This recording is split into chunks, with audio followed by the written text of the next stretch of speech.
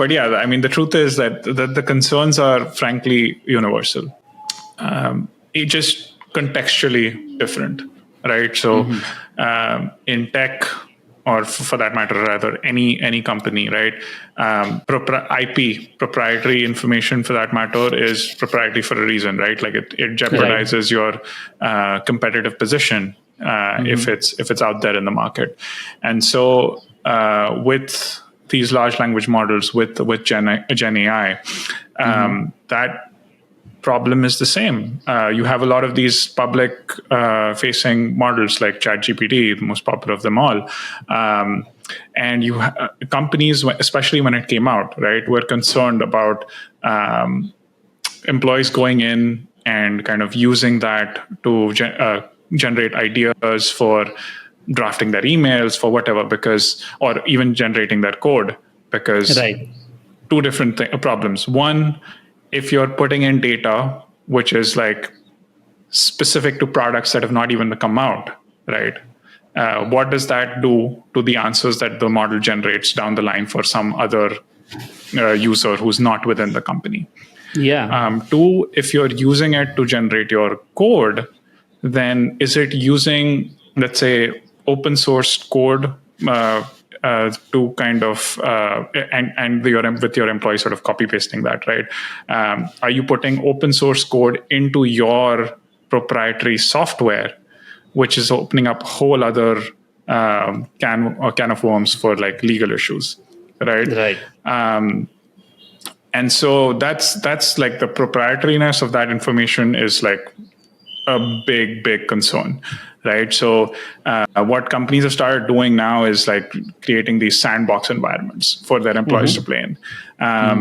The way that I've seen it is, let's say you have Microsoft Copilot.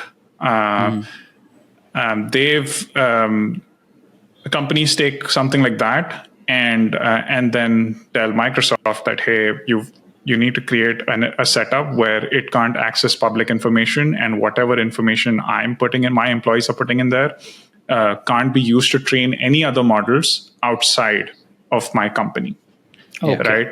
And so that's sort of one workaround that companies are leveraging in order to kind of mitigate against this sort of security and information concern. And then there's also like, the ethical aspects to it. The output of any model is only as good as the raw data that's sort of going into training those models.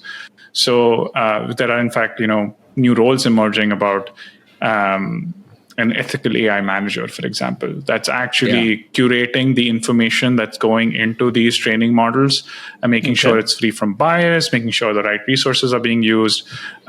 Is it meeting all the regulatory compliances, so on and so forth, right? So there's that piece. And then the third concern, and this is frankly my personal concern more than it is the company's concern, is are we reaching a point now, or will we reach a point in the future where the reliance on Gen AI or AI as a whole, instead of allowing for AI assisted innovation, which we're seeing today, right, like faster products to market, things like that,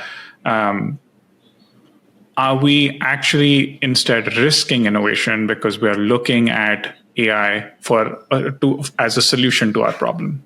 Right, becoming lazier, right? So we talked about how roles would consolidate, how some lower skilled roles would basically evaporate. But if we look at it from an engineering standpoint, I'm quoting Satya Nadella here in one of his interviews. He's saying he's estimating roughly 20-30% of all the code written in Microsoft is now being written by AI. Right. So that directly impacts the number of software engineers that are in the company, right? So are we going to reach a point where, engineers won't be skilled enough to troubleshoot simple app issues? Or are we going to reach a stage where what you talked about, that human-centric knowledge that's there, that becomes more valuable, and so you have these specialists who are so much more valuable, who can bring so much to the table, but they're going to be just so few in number that they're going to command that premium. So, right? so this is something. If you've read, there's this series by Isaac Asimov. Where he talks about foundation, where he talks about the future. About how when like humanity becomes a galaxy-spanning empire, and then that empire disintegrates, and there's just like this one sub part of it which keeps continuing with innovation. And one of the guys goes back to the original empire. He finds that one of the machines, which was probably like multiple stories, is now in his pocket. And that is spoiled, and the people in the empire don't know how to fix it, because they're like, it's always worked, it just stopped. So this is what I think came to mind when Akash was talking. That because we are so reliant on AI, are we going to forget the basics, or are we going to forget how basic things work and not be able to even troubleshoot the simplest of problems?